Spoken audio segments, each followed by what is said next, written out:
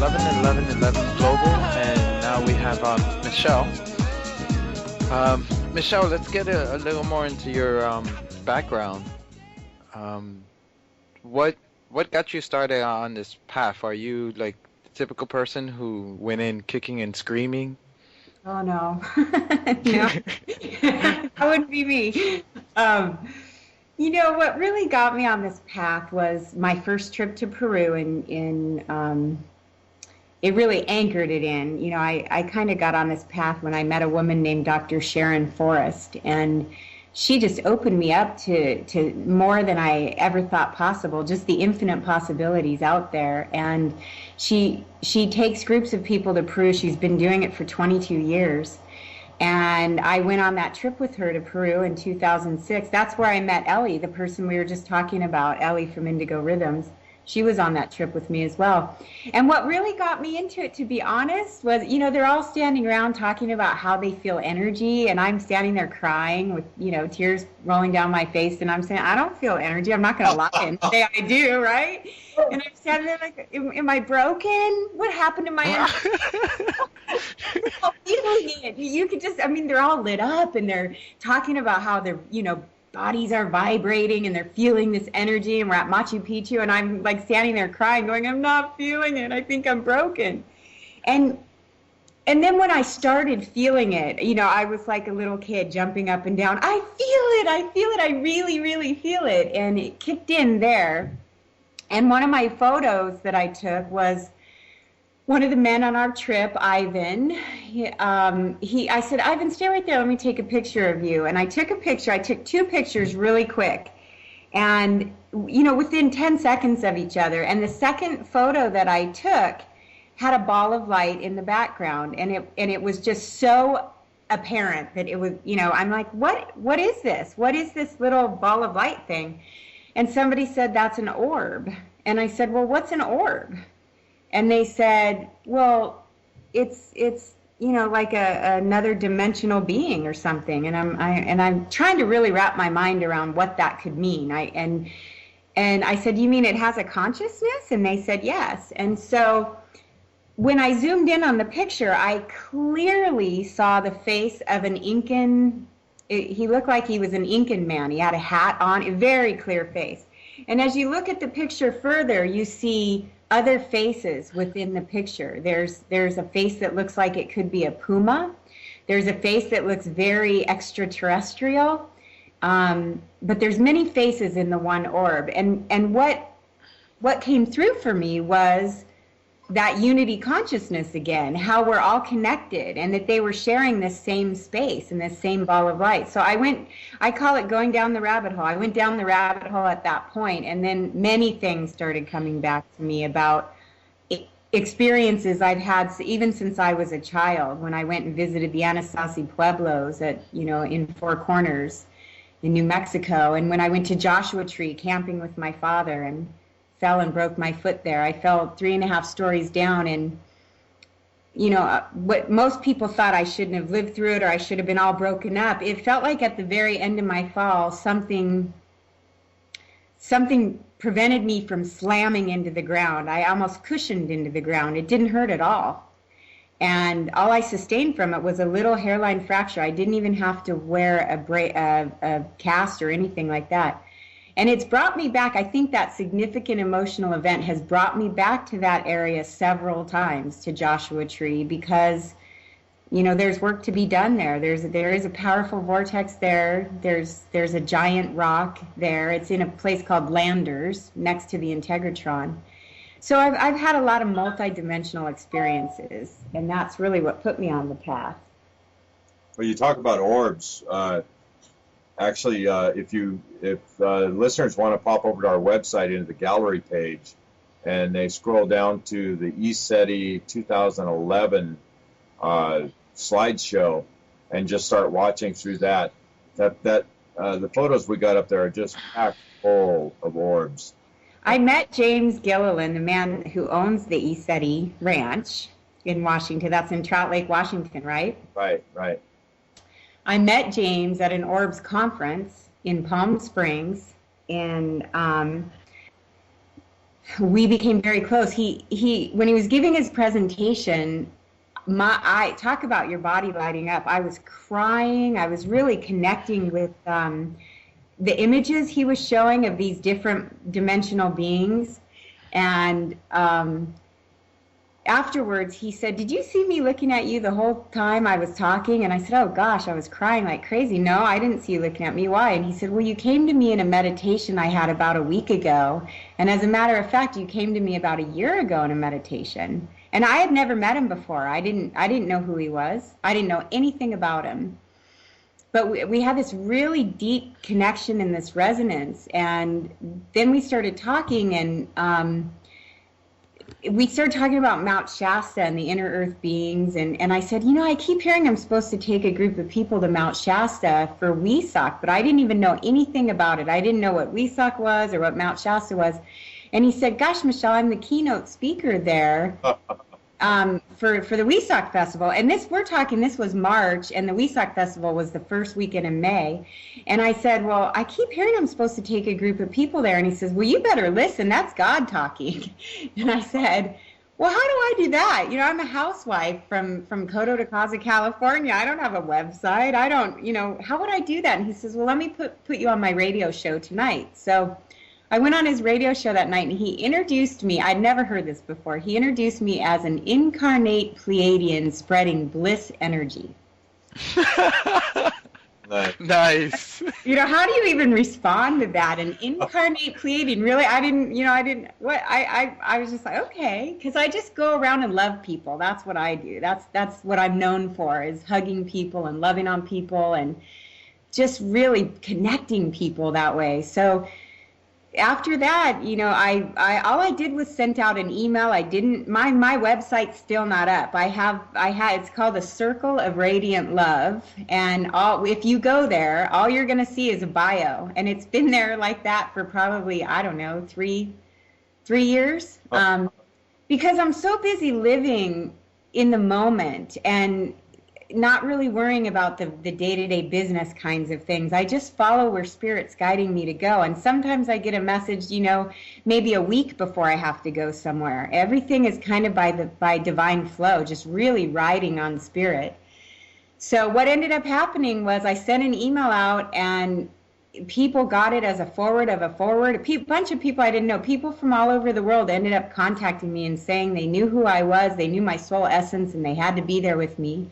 So there were 18 of us that ended up going to Mount Shasta that year for Wesak, and we just had life-transforming experiences all over that mountain. And James was a part of that trip. He did some meditations with us, and he hung out with us, and it was pretty nice. But I still have yet to get to his ranch. You should, yeah. Oh, you need to go there. Elizabeth and I are actually going to be spending 11/11/11 there.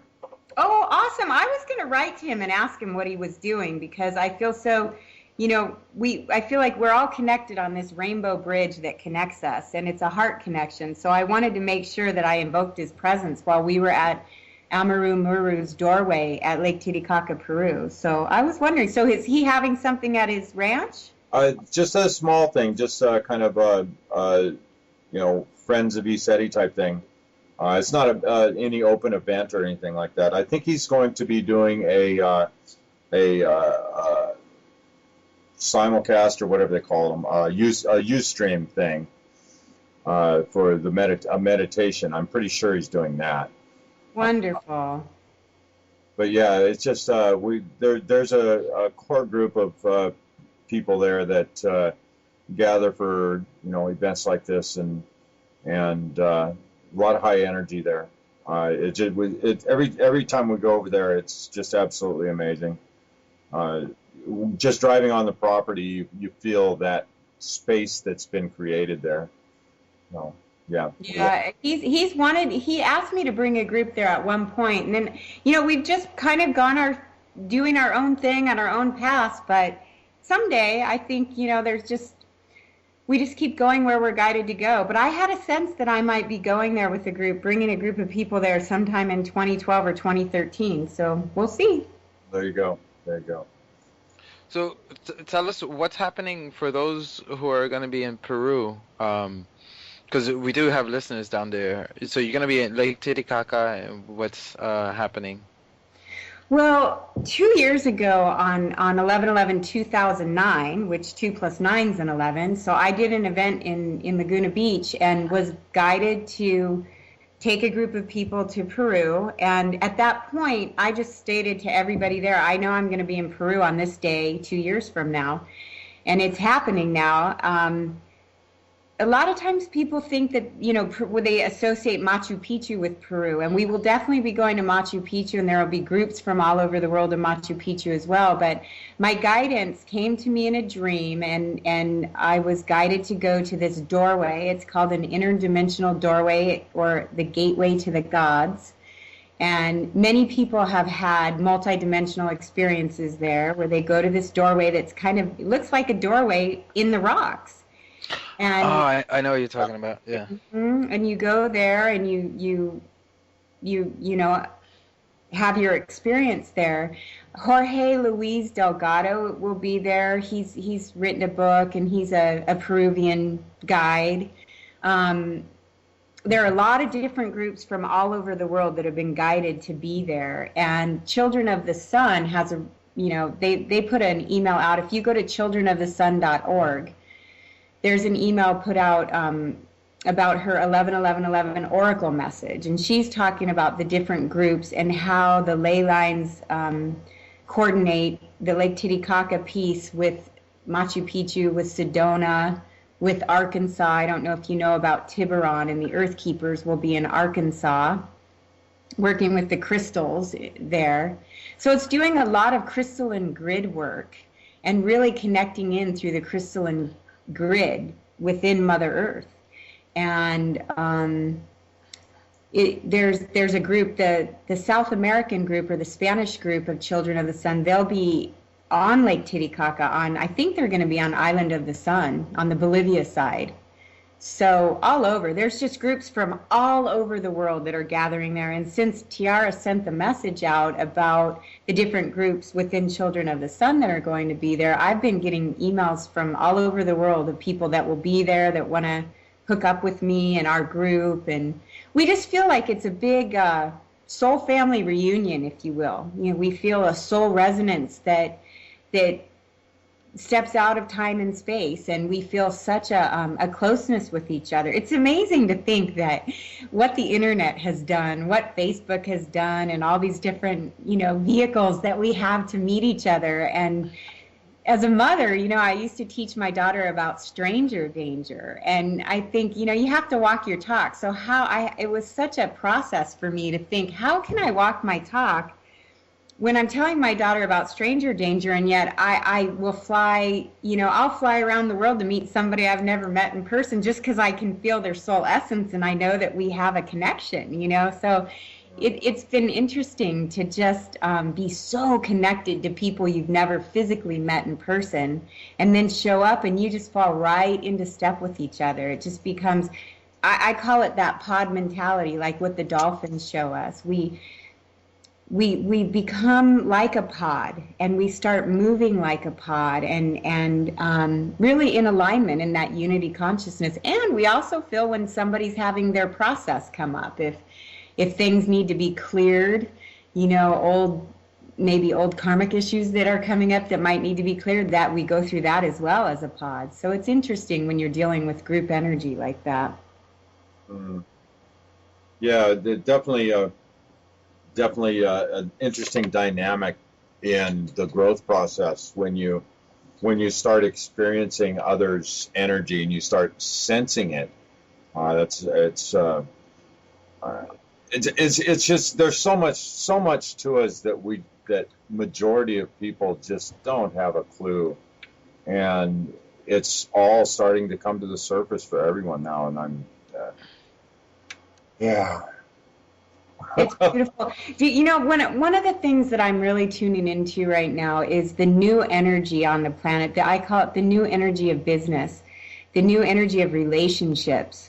There's this new energy that takes us out of judgment, blame, guilt, and shame, and moves us into compassion and forgiveness and love and unity. And we're seeing it all over the planet. And one of the things that I really feel strongly about is that the new energy of business doesn't have competition or a need to be right. There's none of that in this new energy of business, where we come together for the greater good for all, and we all help each other out. And when we do that from this place of authenticity and transparency, it's a win-win for everyone. There's 7 billion people on the planet. There's enough for everybody. So it's moving us into more of our divine blueprint, our divine birthright, which is abundance and ease and grace.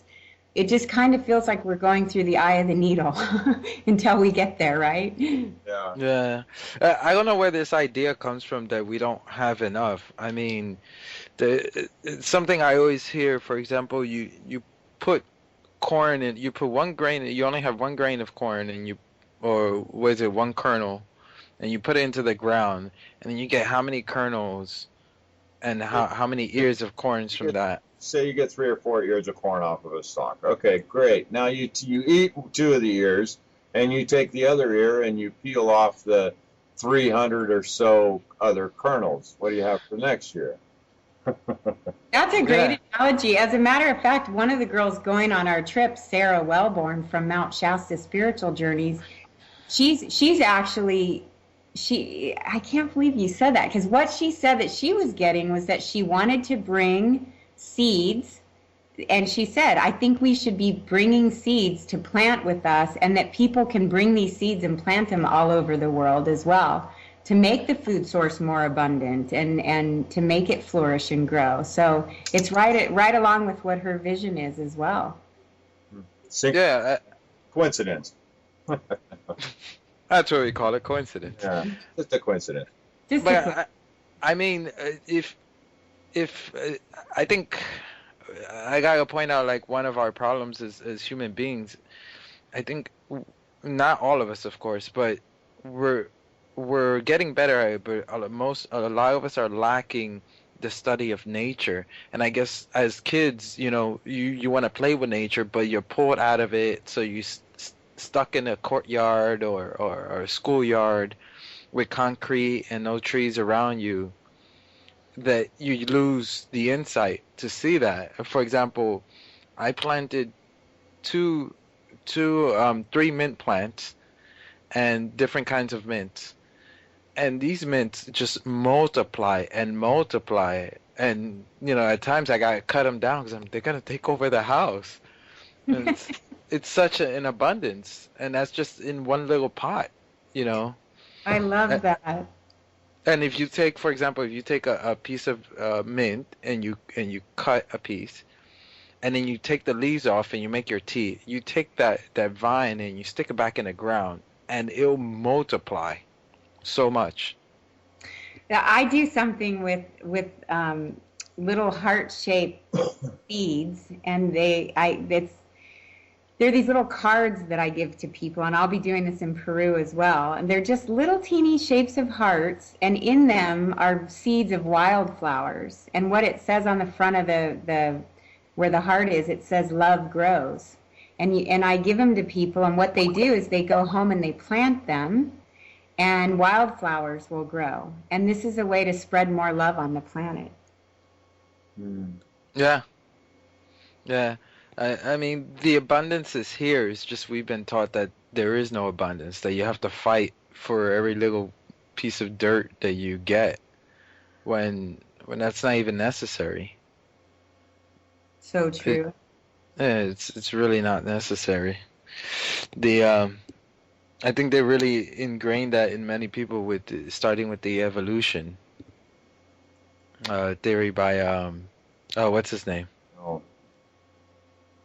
What? 1800. Darwin. Yeah. We made, our science made a lot of grave errors, I would have to say, as far as hanging our hats on certain theories and calling them the done deal, closing the book on certain things in how things work. And it's a closed mind is such a waste. now what's happening is we're seeing everybody's minds start to open back up. You look at it. Just look at all the people that are working on new science in itself. The new ideas people are coming up with, which actually are old ideas, for energy, for power generation, for just all sorts of different areas. Geez, there's people like Nassim Haramein that's blowing Einstein's theories of relativity out of the ground, and it's just, I'm just like, finally, and we got to thank the internet, like you said earlier. The internet has been such a boon to consciousness. It really is, and we realize that we can create what it is we're looking for. Nassim's wonderful, and his talks are so uplifting. But one of the things I find with Nassim's talks are he does speak to people who are very, very much into their mind, and he helps them find a way to make sense of things and brings them into their heart. And there's a Native American saying that says, when your mind and your heart become one, you will know true peace. And I think that there's something to be said for that, when we think with our minds and we feel with our hearts, but actually our hearts can think. There's wisdom in our hearts. Exactly. Actually, our hearts, I forgot how many brain cells are located in our hearts. Yeah. So there's a pretty big number of brain cells in our hearts. So yeah, that's scientifically proven that you can think with your heart.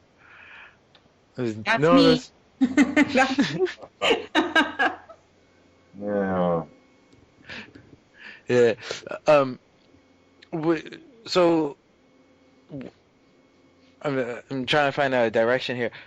With what, I think I might have asked this already, but some of the I don't know. How about we go here, Ramon? We actually asked this of Raul earlier.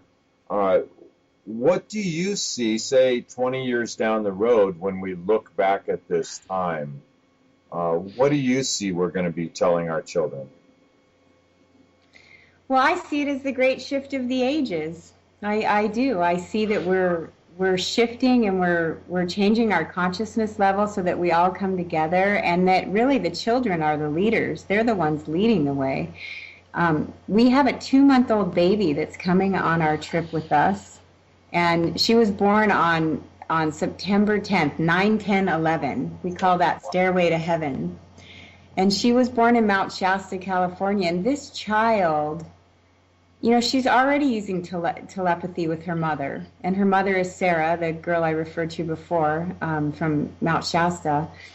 And Jacob, her father, he's got some Mayan ancestries. He has Indigenous ancestry. So it's real interesting to watch what's coming together with the children that are being born now, and that they're here to help lead the way. They don't think the way they think. They're coming in, very advanced souls coming in right now. So I think that 20 years from now, we'll probably look back and say, oh my gosh, what were people thinking before that all happened? Like we did during the times of the Holocaust or whatever. I mean, now when we look back on the Holocaust, we say, how could that happen?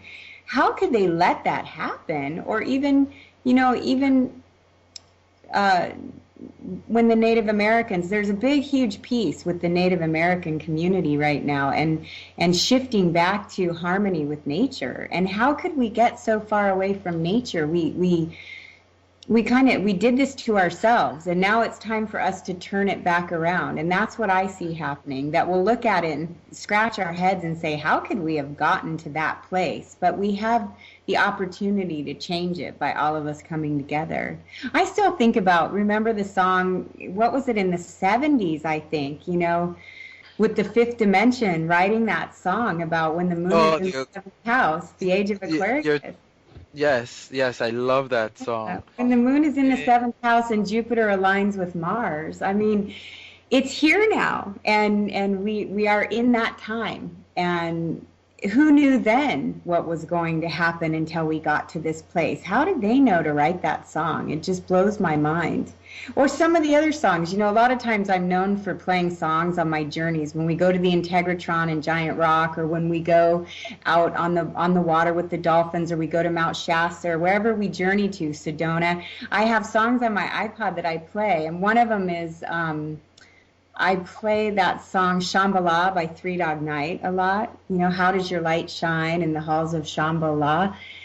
And and it says, I recognize my sister by the flowers in her eyes, the light in your eyes. You know, it's just a place where kindness abounds. And they were writing these songs back in the 60s. Or that song by New Earth called Celebrate, you know, where it says, I just want to celebrate another day of living. Yep. And boy, do we rock out, man. We dance. And I say, let's anchor in all that reverence with joy. Instead of being so serious all the time, we can be reverent and in that space of reverence. But it helps when we anchor it in with joy. And that's our divine birthright, is that joy. And that's that dolphin energy that comes through, you know, that happy, joy energy. Yeah. As Bliss. James calls it, the bubbly energy. Yeah, the bubbly. He calls it bliss. That living in the plains of bliss. Yep. There's a song by the Isley Brothers called "Harvest for the World," and it's basically he's just asking when is there going to be a harvest for the world. That is one of my top favorite songs. I'm gonna look that up. I don't know of it, so I'm gonna add that to for Peru. Yeah. There's a few of them because I'm really big into music, as Tom knows. Me too. I did. People were asking me for my iPod mix at the Integratron when we went, because every song they were going, oh my gosh, you know.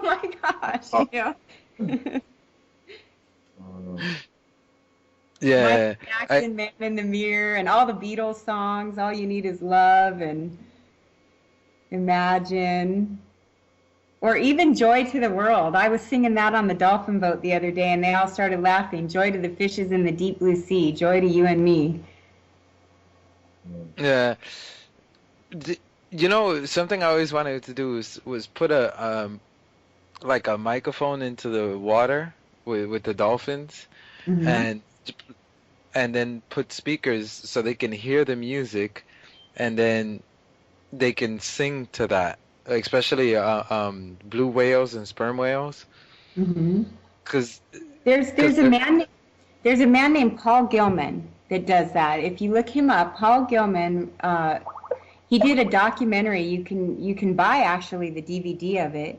And what he does is he plays to the dolphins and the whales. He calls them in with a microphone in the water, I think, and he plays keyboards.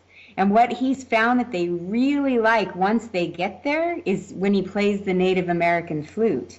And the Native American flute is tuned to the frequency of F sharp. I don't know if you know that, but that's something that Eric Rankin, my friend that wrote the book The Aquarians, he's the one that's doing this 1111 global toning event, and he writes all about the frequency of F sharp and what they know about it.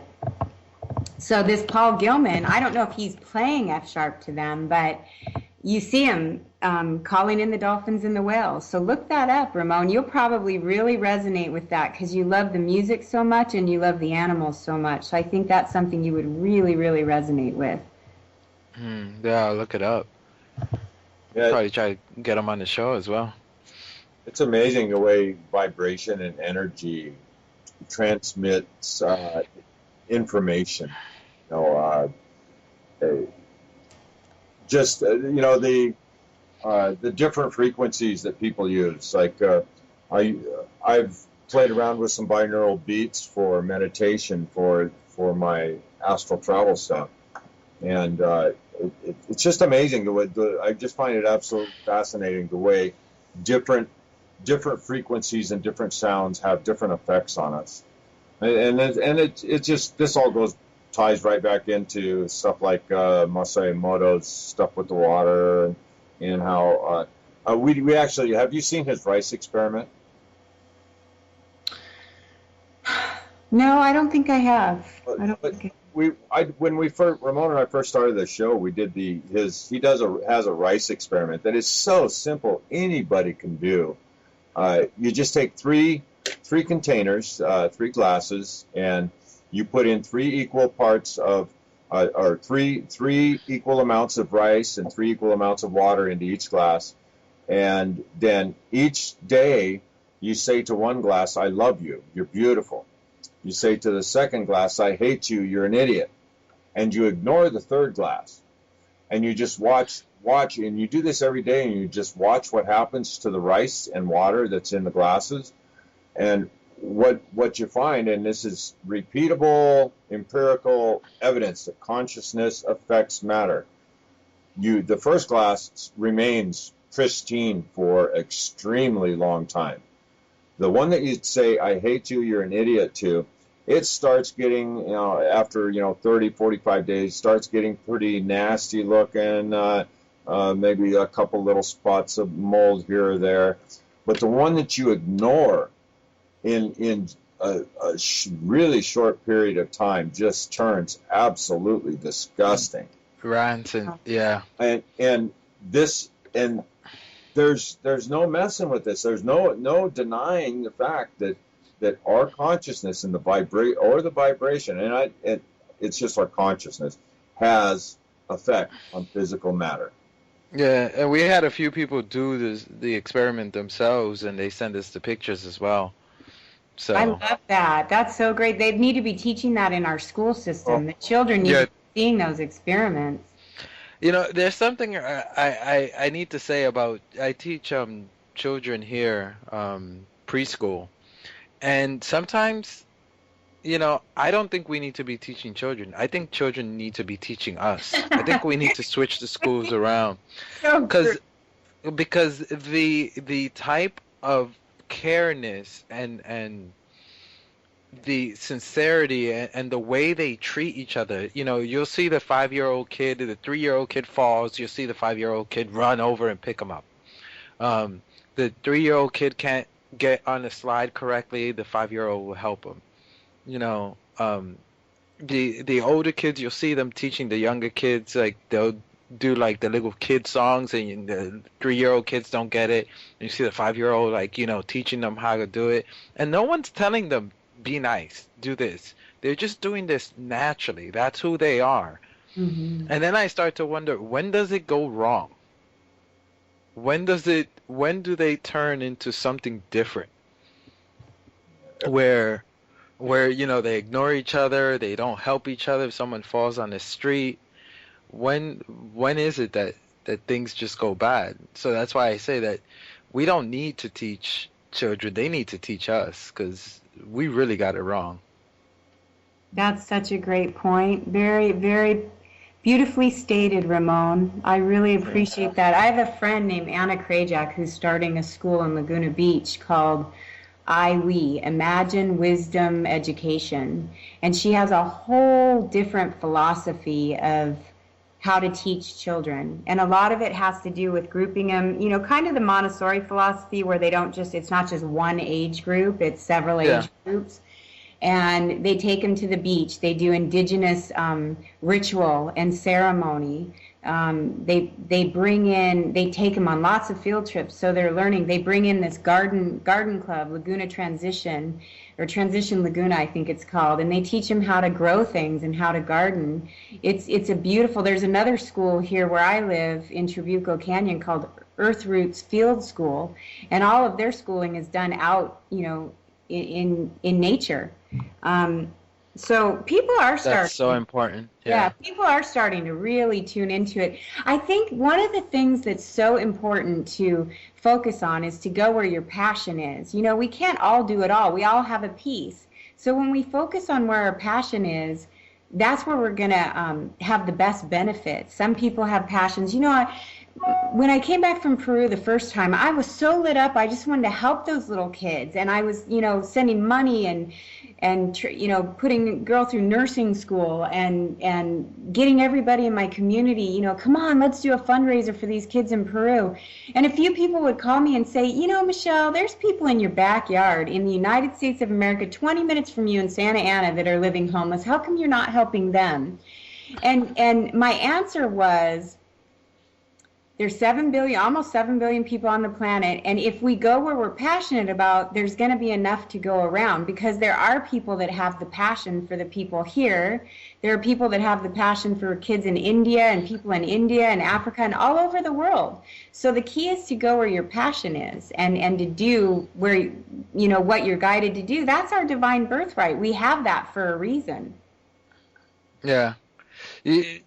What I always, it really shows how much we're connected when when somebody is feeling a certain emotion, whatever emotion that is, and you really tune into that emotion and you really feel that. So for example, I went to a wedding, and when was it, like 2-3 days ago, and they were talking because neither one of the fathers were alive.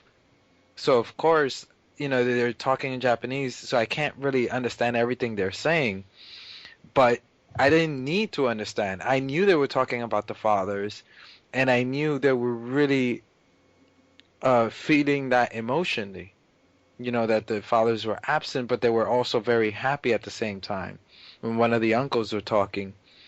So it's really, my point is you're able to feel not only other people, but other beings, animals, and you feel their emotion. But some of us, we get to a point where we just shut down. We just I'm not letting in the world. I'm shutting down emotionally. So it's really opening up yourself more. Absolutely. Yeah. Yeah. So. Go ahead. No, go ahead. I was just going to say, I think you guys are doing a great job. I'd never listened to your radio program before. I just found out that I was going to do this. You never listened to us? Bye. No. It's time. Well, now that I have, though, Ramon, I can spread that word, and a lot of people ask me about what should I be doing? What should I be listening to? Where should I be? I have had so many emails in the past couple of days about where should I go. A lot of people are saying, what should I do? Where should I go? I'm in Maryland. What should I do in Maryland? I'm in Ohio. What should I do in Ohio? And I seem to, have that knack for connecting people with where they should be as far as, what I'm tuning into for them. And then I always ask them, tune into your internal guidance.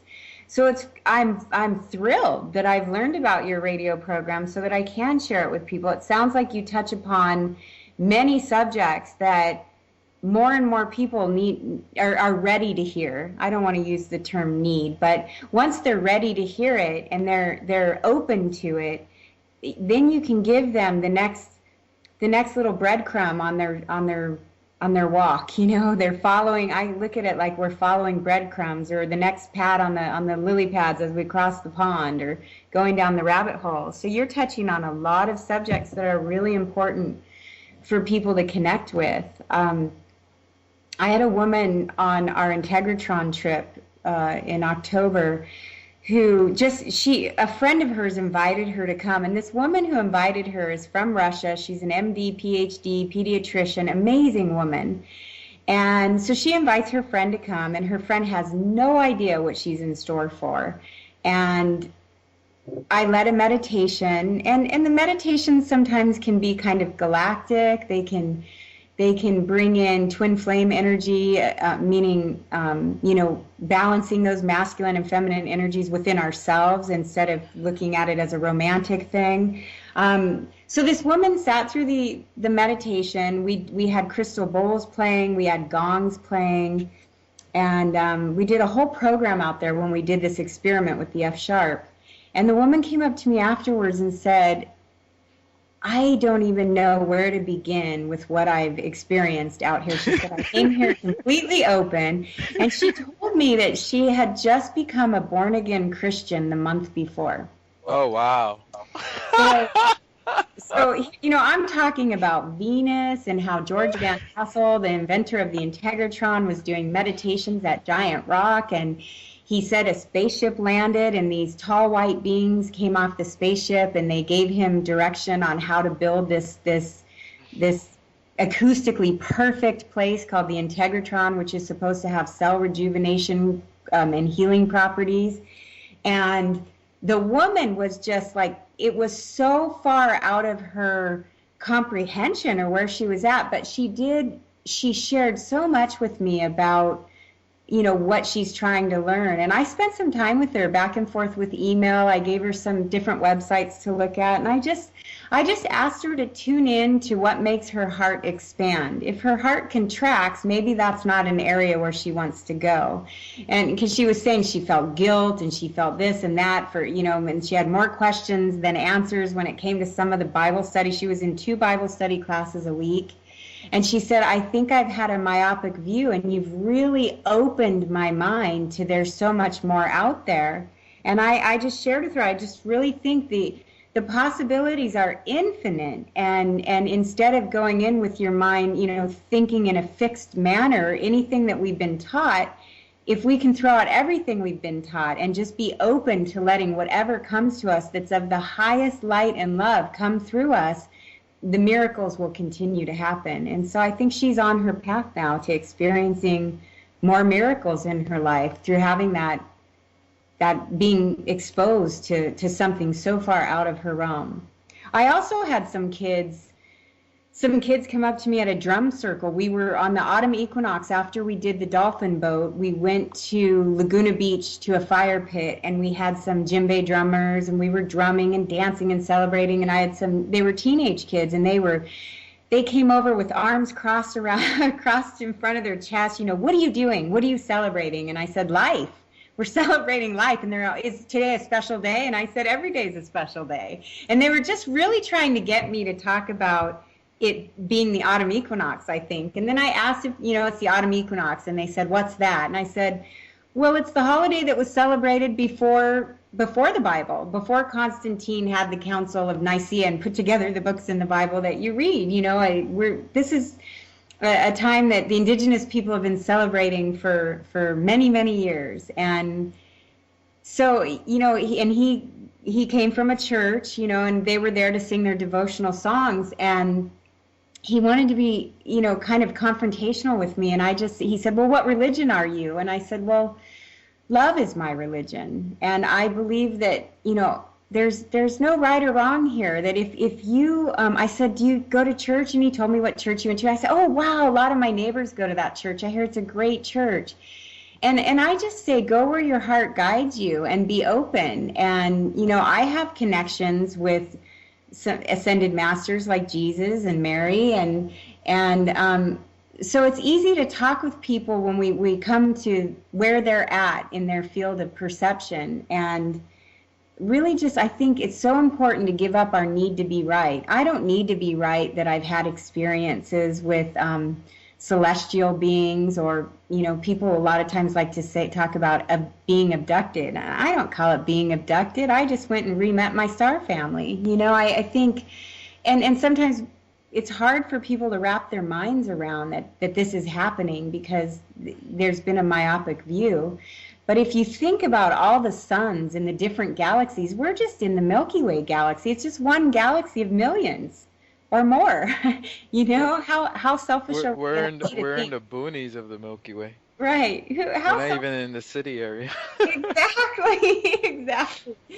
But that puts it into perspective, I think, when you take people and you show them how small the Earth is compared to the other planets, and when you show them different galaxies, I think that's when people start opening up, and they will at their own time. But even my husband and my daughter, they're not totally into what I'm into, and they kind of laugh at me when I'm going down my own little rabbit hole, and they call me an airy fairy sometimes. And your airy-fairy woo-woo stuff that you do, that kind of stuff, and they don't want to have any part of it sometimes. They go hide up, like right now they're upstairs hiding in the bedroom. But the thing is, I don't have to be right about it. It's just my personal path. And if somebody wants to jump on, I just say, come on, come with me. It's really fun. Like the Pied Piper, just come on, let's go have some fun. And anyone who doesn't want to come with me and have fun, that's okay. I'm not hurt. Just, they can do whatever they want and have fun in their way. So I think that's one of the keys to all of us coming together is when we give up any need to be right and just see that everybody has a perspective. And if we didn't, we'd be robots. How boring would we be if we all thought the same way? Yeah, that's true. I mean, there wouldn't be any growth. That's right. Because no one would question, what you're doing, what you're saying. And for me, growing up, that was one of the biggest problems for me because I went to Catholic school and I couldn't question. I would get detention if I questioned. Right, exactly. Like, hey, I don't get it. You're contradicting yourself here and here and here. Like, well, that's the way it is. Oh, okay, that makes sense. Yeah. I get that. My father-in-law is very Catholic, and he tells me as soon as I know the truth and convert, they'll saint me. That's what he tells me. I've heard that so many times. Thank you so much for that. I say to him, thank you so much for that. That really makes me feel good that you think that about me. And I really appreciate that. And I'm not asking to convert him into what I'm into, because what I'm into is just what I'm into. It doesn't have a name. It's love. Yeah. Pretty easy.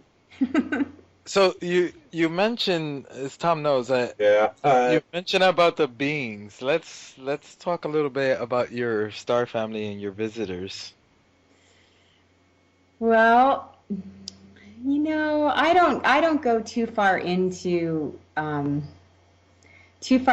other than to say that when I feel the star family around me, I feel more love than I've ever experienced in my life, and I've had a life filled with love. I was adopted by two parents who really, really wanted a child. So I had a lot of love growing up, and love has never really been an issue for me. I love and love and love and love some more. As a matter of fact, my Facebook name, since there's 5 million Michelle Andersons on the planet, my Facebook name is Michelle and the number 2 and the word hearts, Michelle 2 Hearts. And I feel that love is the heart ultimate. To heart. Yeah. I love you, Annie. Sorry. I love you, Ramon. I know you know that song. Yeah, exactly. But when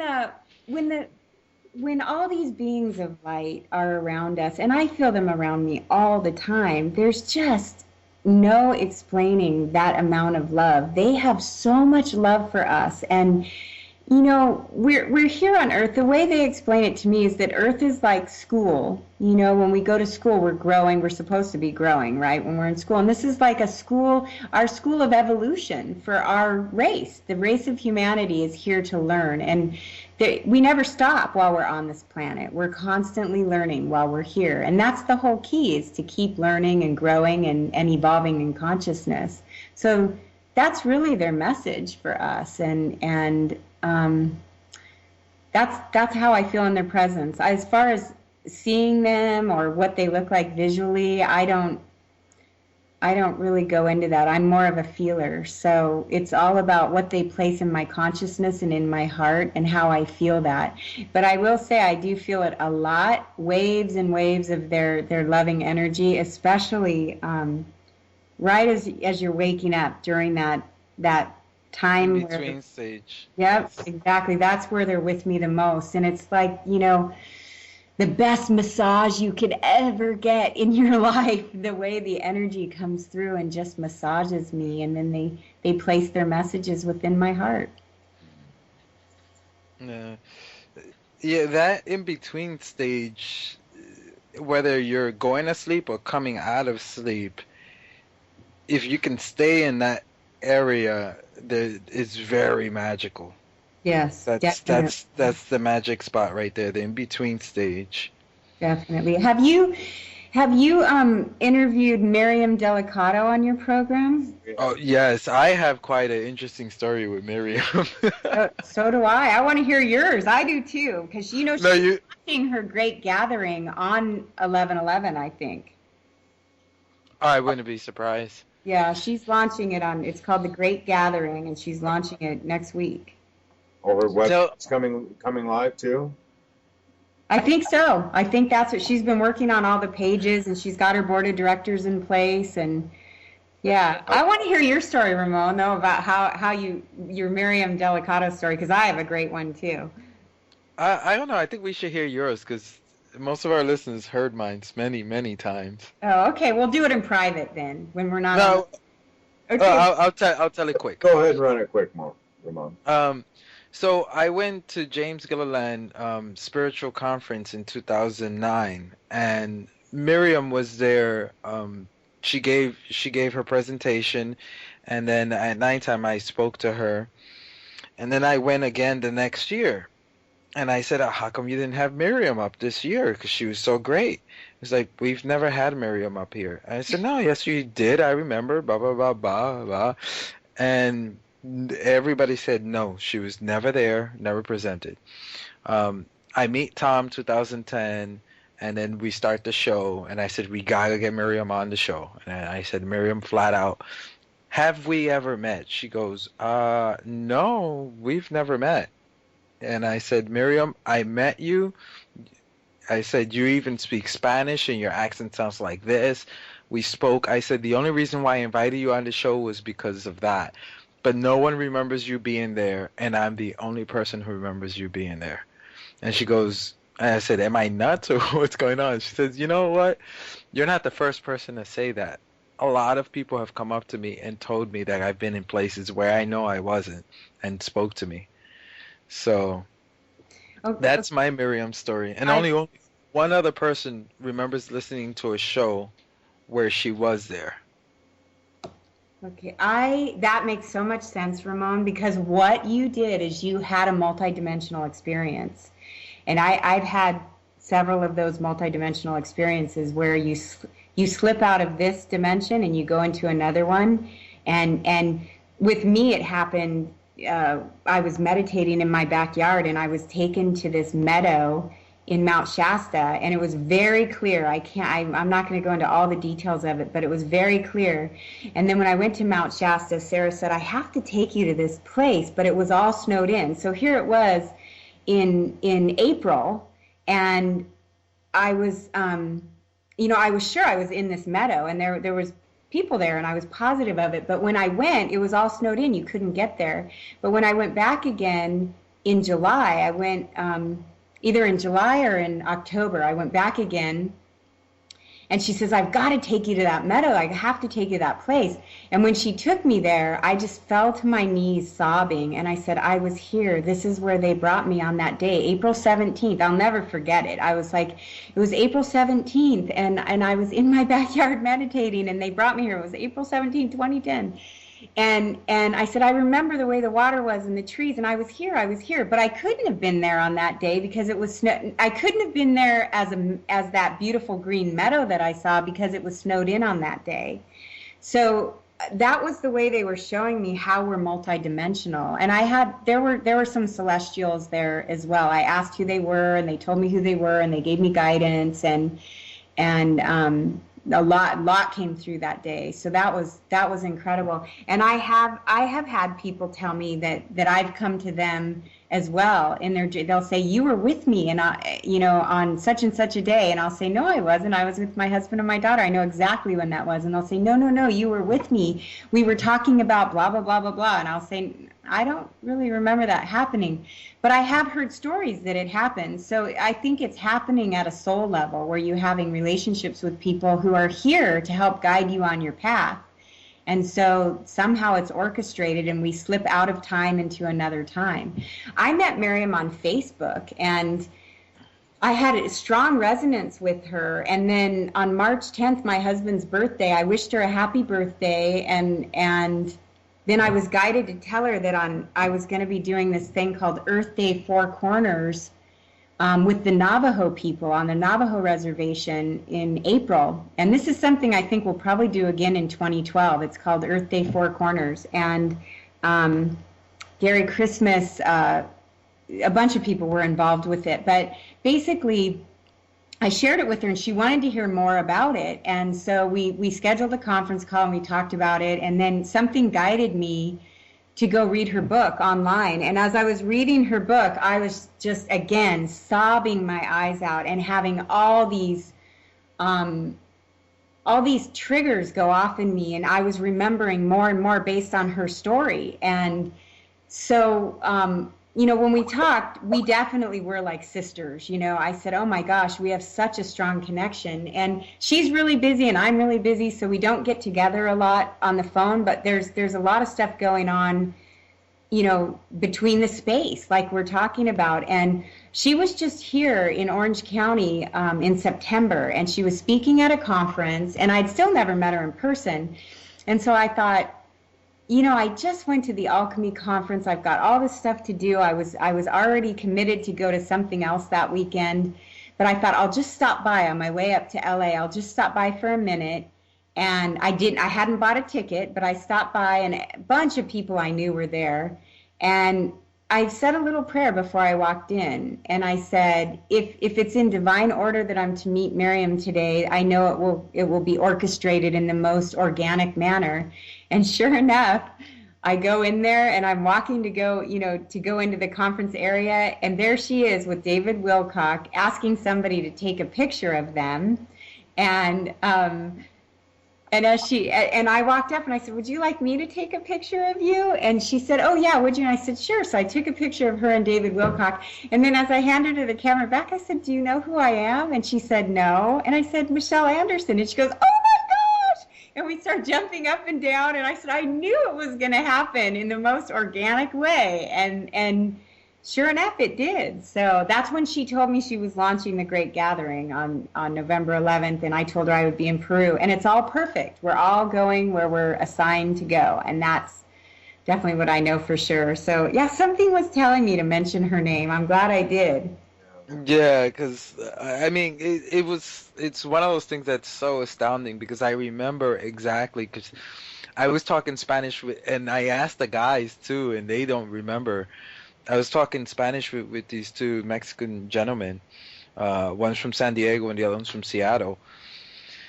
And she comes up behind us and starts talking Spanish to us. And I can hear like the strong American accent and, and the way her look and everything. And she was the one who Facebooked me. So I'm just like, what's going on?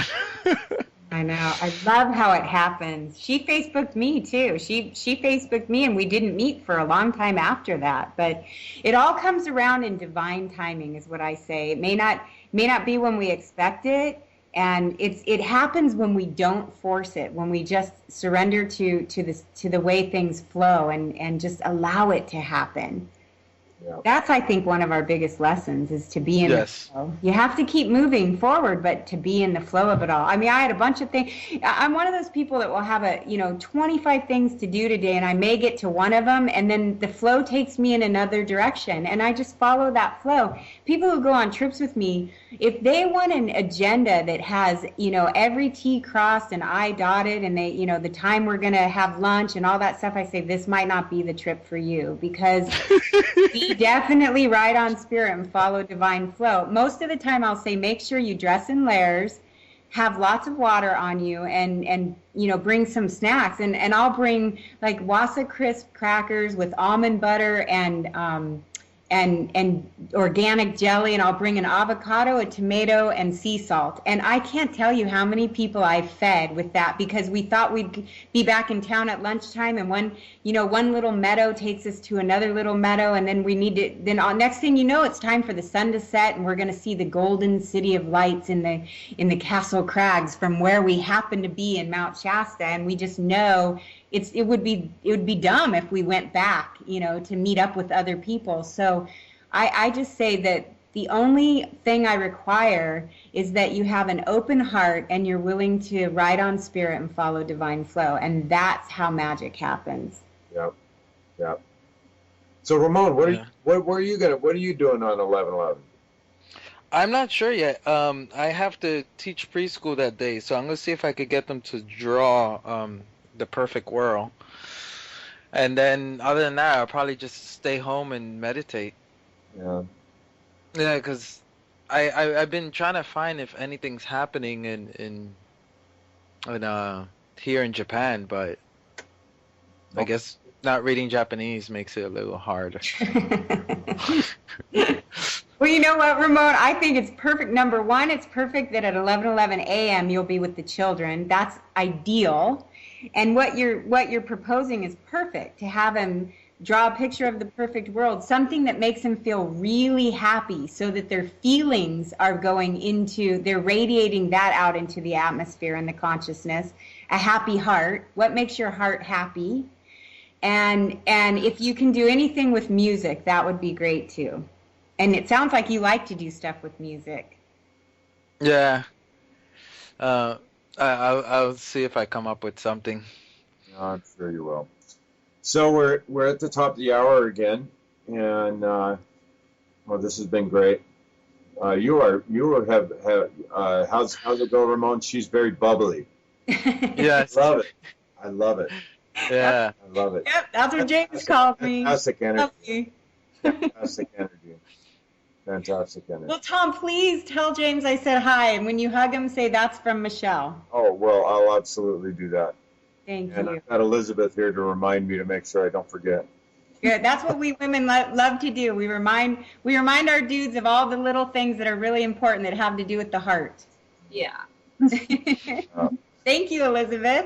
Thank you, Michelle. It's been lovely listening to you today. Oh, thank you. Well, I've really, really enjoyed it. I appreciate it so much, and I'm so glad we're all in this together. Yeah. So you're going to be in Peru, and would you like to get some contact information out for anybody who may wish or feel moved to get a hold of you for any reason? Yeah, what's your Facebook again? So My Facebook is, facebook.com, and then they find me by typing in Michelle, Michelle, the number 2, and the word hearts, Hearts. heart to heart, I need you. Exactly. And my email address is msmichelle@cox.net. Oh, that's Okay, well, If anyone wants to send me flyers of events that they're doing, I'm printing out flyers of events from all over the world and just putting them in plastic sheet covers so that it's easy to travel with. And then we're going to put all those flyers around our altar when we make our altar. And we will be filming it. We do have Lorraine Gailey of Acoustic Health. She does interviews, and she's going to be doing some filming of our group. She's part of our group. nice. Well, I look forward to seeing that then. Will it be, where would it be posted at the, I'll probably send you a link, Tom. Oh. Why don't you make sure you give me your email address, both of you, if you could just Skype it over to me. oh, sorry. And then I'll send you a link wherever she's going to post it. Actually, it's Tom or Ramon, either one, or info@the100thmonkey.com, 100thmonkeyradio.com. yeah. Well, I'll send it to you anyway. Super. But for everybody else out in Radio Land, thank you very much. And if you can't make it out to any of the events happening, make your own event at home, invite a couple friends, or just get together with your kids, draw up the perfect world.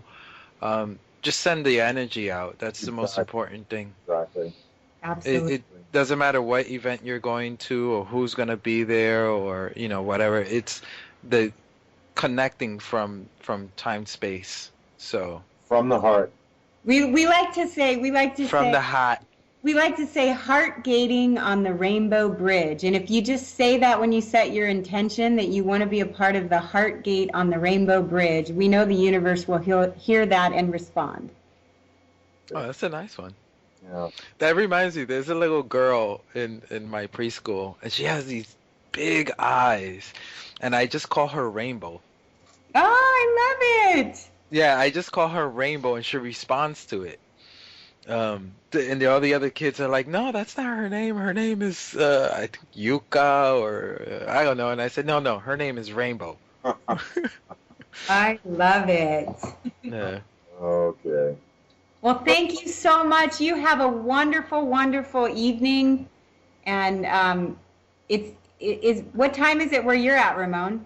Right now it's 11:33, so soon I'll be going to teach the English. Two master numbers there. There you go. Perfect. Oh, 11:33. Wow, I didn't even know. Look at that. There we go. So, all right, guys. Well, thanks for listening, and I want to thank everybody who joined us this evening again. It's been fantastic. And 11,